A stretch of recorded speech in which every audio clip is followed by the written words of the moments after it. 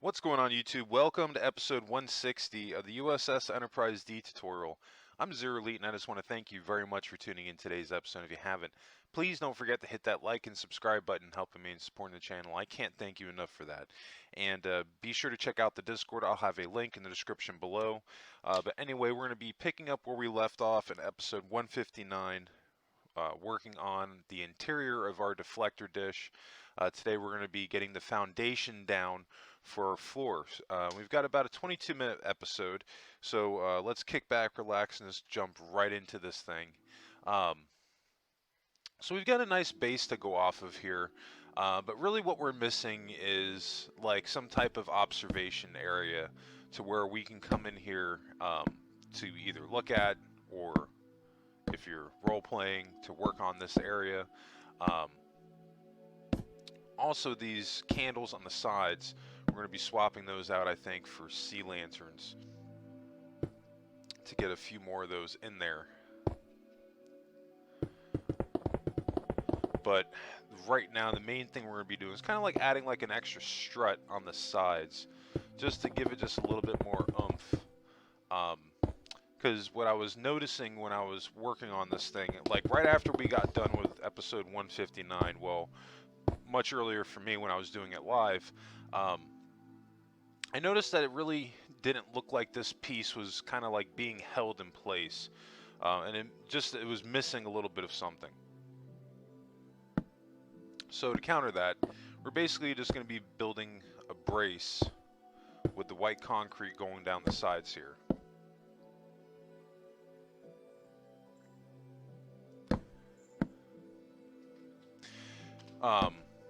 Funny enough, I had seen somebody that posted pictures of the interior of their Enterprise D, and they had a variation of what they did for their interior on this area.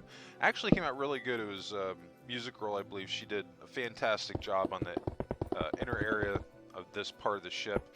And it just goes to show that, you know, when you're kind of working with an area that hasn't been fleshed out, you can just do whatever you want, and you can totally get away with it. But with that being said, I'm not going to lie, this specific area of the ship somewhat eluded me for a little while. I wasn't quite sure what I wanted to do, and some of the things I was coming up with, I wasn't 100% satisfied with.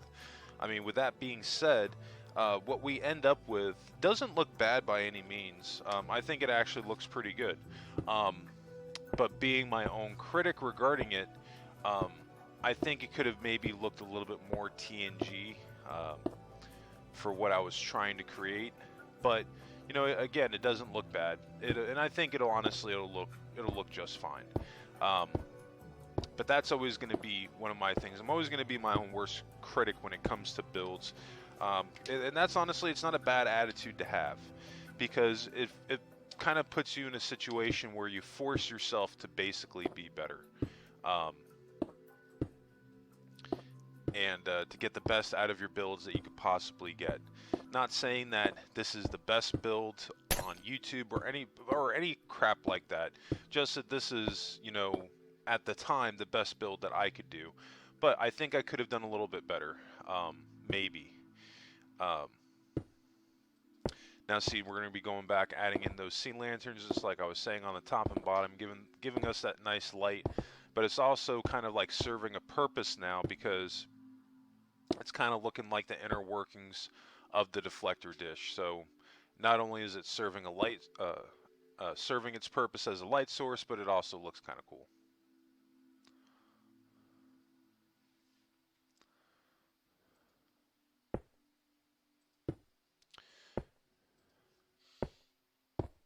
Yeah, because we gotta get some extra light in here. It's just a little bit dark at the moment. We're not doing too bad though. We're slowly but surely chipping away at what we have left from recorded from the Enterprise D. We'll wrap this thing up at 192, so we still have a little bit of stuff to do. And some of it I'm pretty excited about showing you guys. But you know, again, I've definitely got the next build in line for what we're going to be doing, which is going to be Voyager.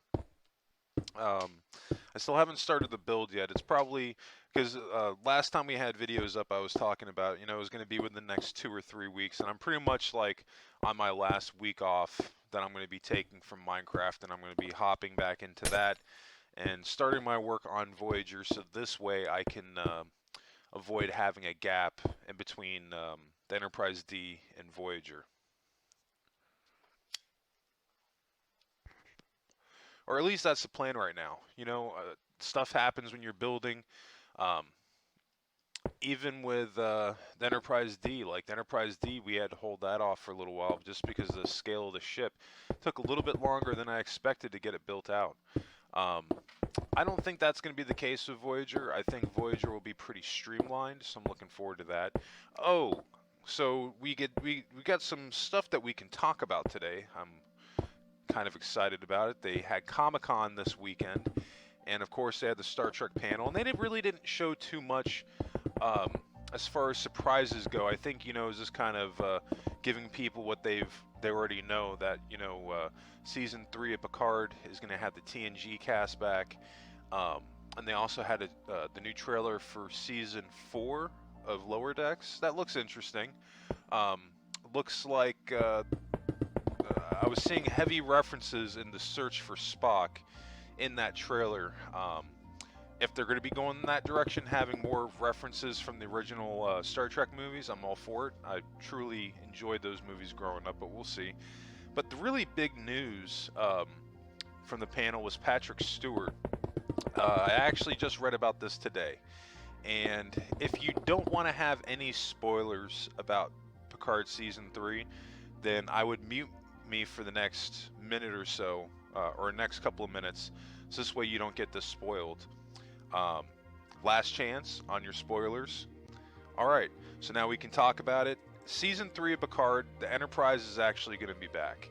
Um, I'm hoping that based off his comment, this is going to tie into All Good Things, um, which was the season finale of Picard, or not Picard, of Star Trek TNG.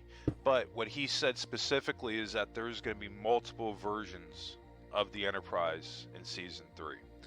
So what I got out of that was that time travel is going to factor into it, which is really cool, because if they do it right, again, that's some kind of how All Good Things was, but um, it had a bunch of duplicates of the Enterprise D. This, he said, he didn't say the Enterprise D specifically. He said the original Enterprise, and then other versions of the Enterprise will make an appearance. So could that be the original TOS Enterprise, the NX-01? The sky's kind of the limit on there. I don't know. I still kind of have my opinion on it. They could have saved themselves time and just showed us what happened to the Enterprise E, and I think that people would have been happy enough with it. At least I would have. But I think it's something to get us excited about. I will say that so far, and not to be a negative Nancy about it, that's probably the only thing I'm really excited about for Picard Season 3. Because now that I've really had a chance to marinate on the first 2 seasons of Picard, I really got to be honest, I wasn't impressed with them. It really kind of felt like they didn't have a great story in place, but they had acting beats on things. Well, because Patrick Stewart was a producer on the show, so it was almost like they had things that they knew that they were going to do acting-wise, that Patrick Stewart could come in and kind of flex his acting muscles and have a few different situations. But the stories themselves, it wasn't really all that fleshed out, with an exception of 1 or 2 episodes. Like, the finale of Picard Season 1 was decent, but it wasn't great, to be honest with you.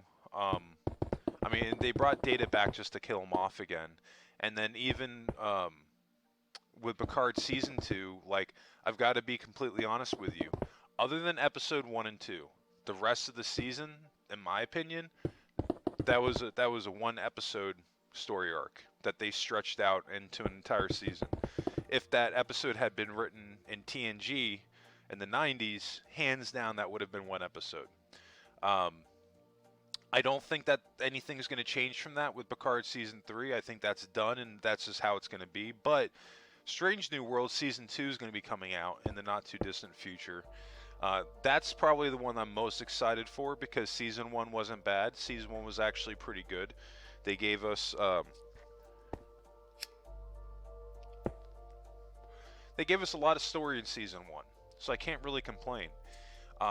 Was it perfect? No, but I think all things considered, as far as Star Trek goes, show, and again, just my opinion, I think Strange New Worlds is hands down the best thing that they've done since Star Trek Enterprise. And I know that you guys know that I'm a huge Kelvin timeline fan, but if we're going to be perfectly honest, those aren't Star Trek movies; they're action movies. Um, as much as I love the Kelvin movies, that's basically what it's turned into.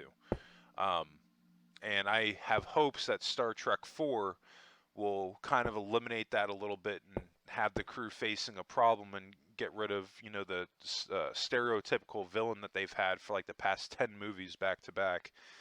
It would be nice to have a little bit of break, but I don't know if that's going to happen. But Strange New Worlds, anyway, you could tell that they're really trying to get the classic Star Trek fans back.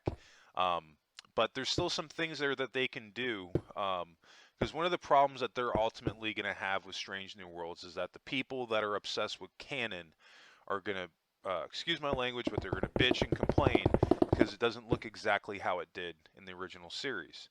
And you can't chalk it up to them like, oh, well, that was over, at this point, 70, long time ago, 70 years since the original series, something like that, I want to say. It's been a while.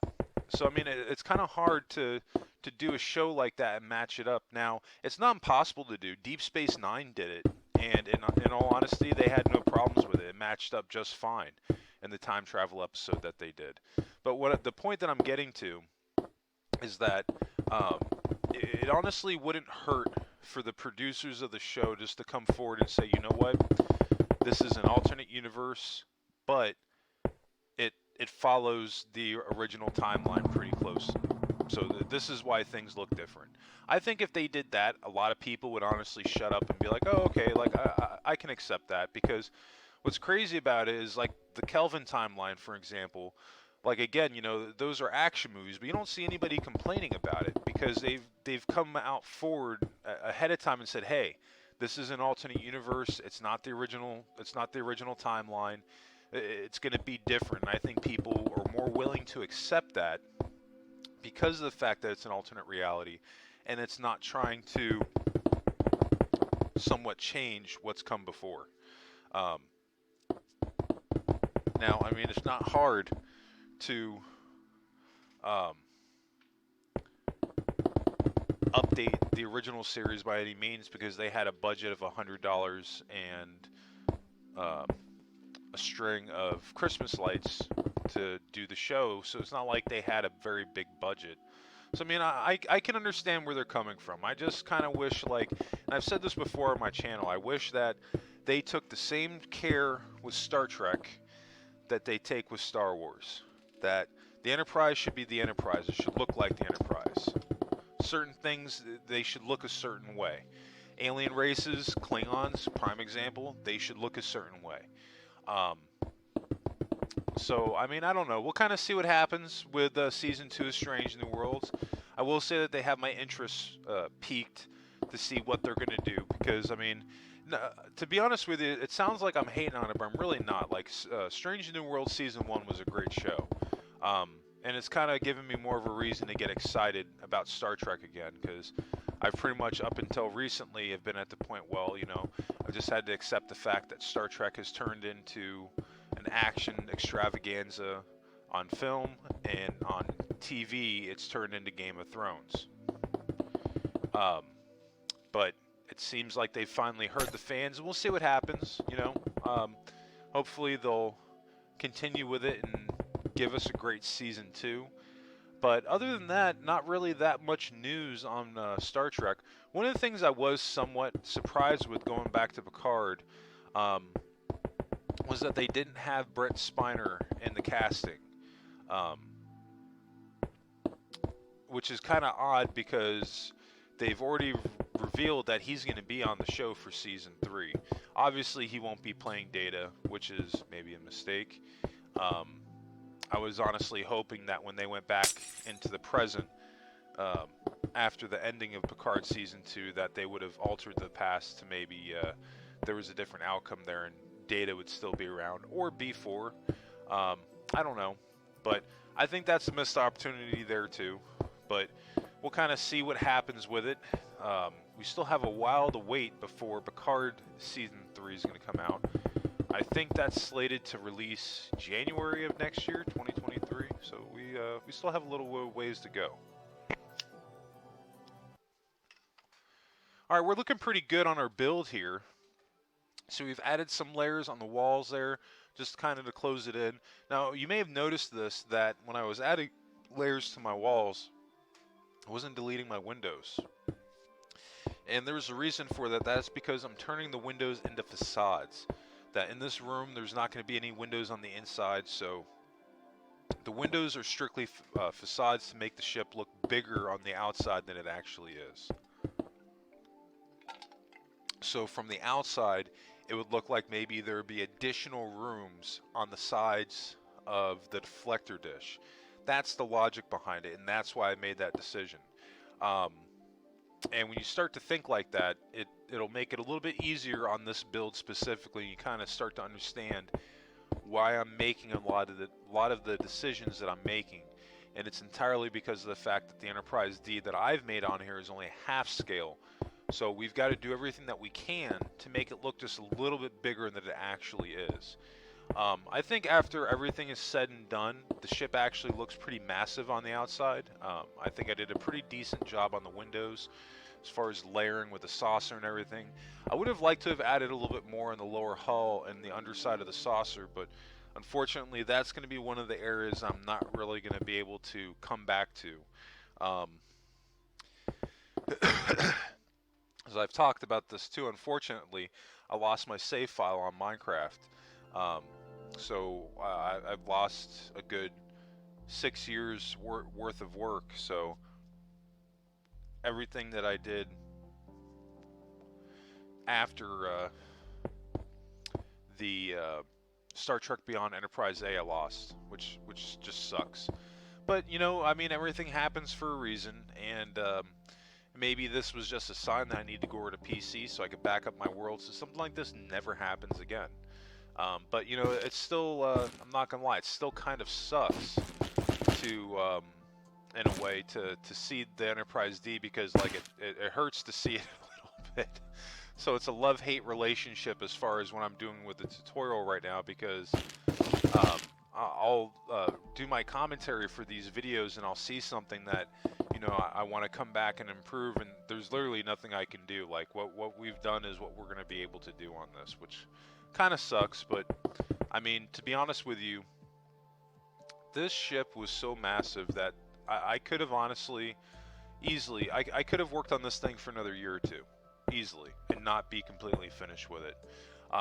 This is just one of those projects that turns into a passion project that you're just going to be, it's going to be a never-ending cycle of working on it. So I mean, in that regard, maybe it's for the best that I did lose the save file, because it would have been forever before we started Voyager. Because I'm not gonna lie, I was pretty intent on the fact of finishing the ship, or at least getting as much done of it as I possibly could.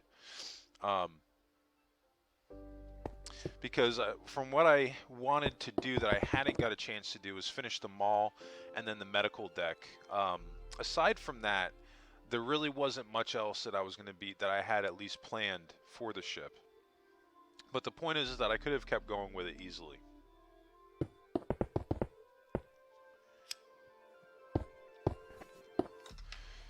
I had somebody say, well, you know, just build it in your spare time, you know, remake it, which I probably could do, but this thing took me so long to do. I probably won't build another Galaxy class. This is probably going to be the one and only Galaxy class that I ever built, specifically because of the time frame that it took to build it.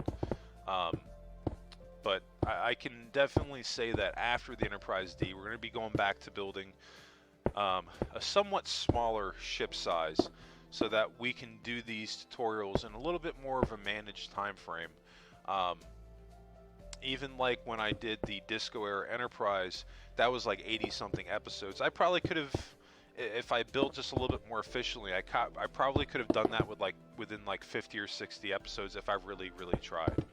Um, so that's kind of like the thought process that I've had going forward, because with every build that I have, it's a learning experience for me. I learn something from every single build that I do, or at least I try to.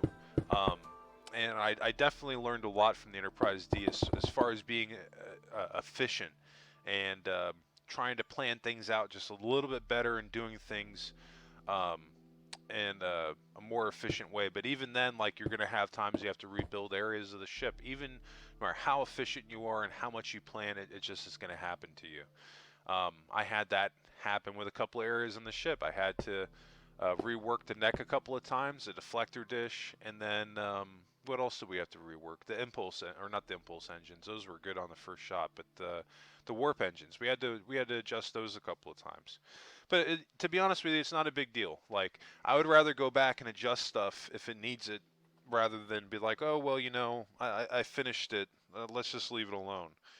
With that attitude, and I'm not gonna lie, I used to build that way. That stuff wouldn't come out that great. This is why I say sometimes you have to throw something down to see how it looks, to get a real good gauge on what you need to do. Um, because I myself am a very visual person. It helps when I have something down to see it a little bit, or as far as having a reference to go off of. These things are very helpful in getting a more detailed build than what you would if you just winged it.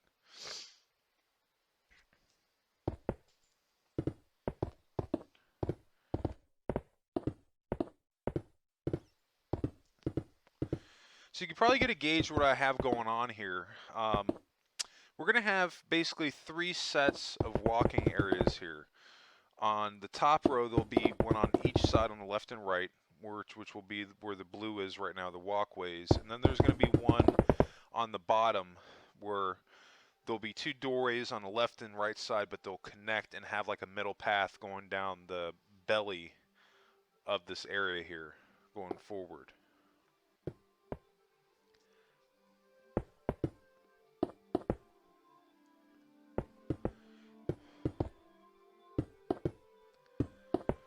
And don't worry about all this blue. Like, we'll cover this up with half slabs, and you'll never even know that it's here.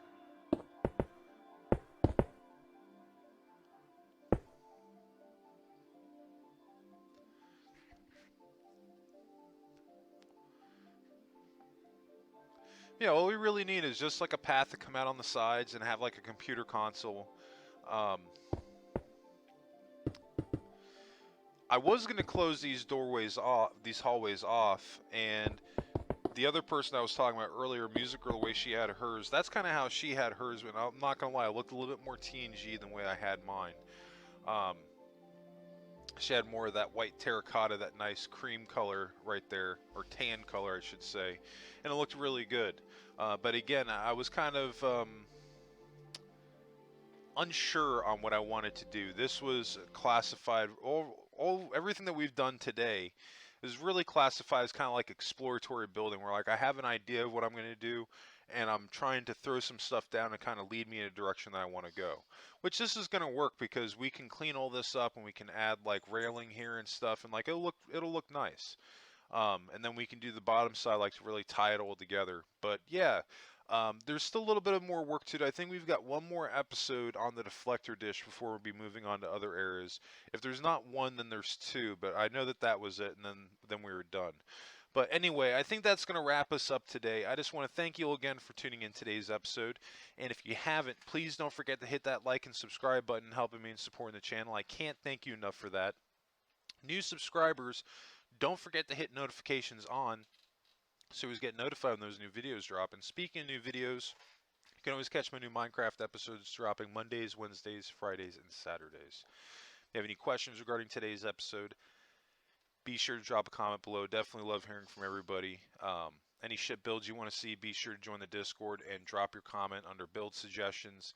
But anyway, that's going to wrap it up for me. I just want to thank you all again for tuning in today's episode. I hope everybody has a happy and safe week.